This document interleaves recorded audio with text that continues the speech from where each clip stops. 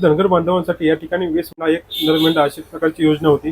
त्याचबरोबर 20 मेंढ्या प्लस एक नरमेंढा ज्यांच्याकडे आहे त्यांच्यासाठी चराई अनुदान होतं. यासाठी 24,000 रुपये इतकं अनुदान तुम्हाला मिळत होतं.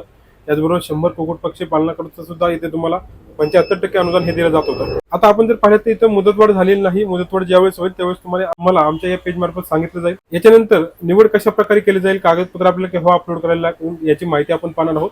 तत्पूर्वी अशाच योजनांचे अपडेट मिळवण्यासाठी पेजला नक्की फॉलो करा. हा व्हिडिओ जास्तीत जास्त धनगर बांधवांपर्यंत शेअर करा. याच्यामध्ये आपण फॉर्म भरल्याच्या नंतर याच्यामध्ये प्राथमिक निवड होईल. ही निवड 30 सप्टेंबर ते 4 ऑक्टोबर पर्यंत केली जाणार आहे. ही निवड झाल्यानंतर निवड झालेल्या लाभार्थ्यांना कागदपत्रे अपलोड करावी लागतात. ही कागदपत्रे 7 ऑक्टोबर ते 14 ऑक्टोबर पर्यंत तुम्हाला त्या ठिकाणी अपलोड करायची. या वेबसाईटवर जाऊन तुम्हाला ते सर्व कागदपत्रे अपलोड करावी लागतील. तुमचं युजर नेम आणि पासवर्ड टाकून तुम्हाला लॉग इन करून ते अपलोड करावे लागतील. त्यानंतर आपण अपलोड केलेल्या कागदपत्रांची पडताळणी ही केली जाईल. ही पडताळणी अधिकाऱ्यांमार्फत 16 ऑक्टोबर ते 21 ऑक्टोबर पर्यंत केली जाणार आहे. तर याच्यानंतर आपण पाहिलं तर अंतिम निवड तुमची होणार आहे. ही अंतिम निवड